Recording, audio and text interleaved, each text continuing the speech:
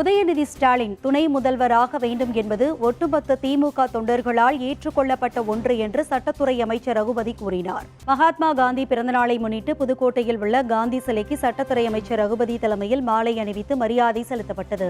பின்னர் செய்தியாளர்களை சந்தித்த அமைச்சர் ரகுபதி, உதயநிதி ஸ்டாலின் துணை முதல்வராக வேண்டும் என்பது ஒட்டுமொத்த திமுக தொண்டர்களால் ஏற்றுக்கொள்ளப்பட்ட ஒன்று என்று கூறினார்.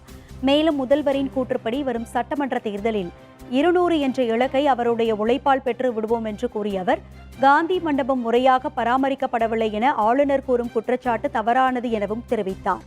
இரவில் நடைபெறும் தவறுகளுக்கு நாங்கள் பொறுப்பேற்க முடியாது என்று கூறிய அவர், சென்னையில் மழை பெய்தவுடன் இடுப்பளவு தண்ணீர் இருந்தாலும் உடனடியாக அது சென்று விடுகிறது என்றும், நாங்கள் செல்கிறோமே தவிர மழை பெய்தால் தண்ணீர் தேங்காது என்று நாங்கள் எப்போதும் கூறவில்லை என்றும் கூறினார். மேலும் அதிமுகவின் வாக்கு இன்னும் குறையதான் செய்யும், இருக்கின்ற வாக்கை அவர்கள் தக்க வைத்தால் போதும் என்றும் கூறினார்.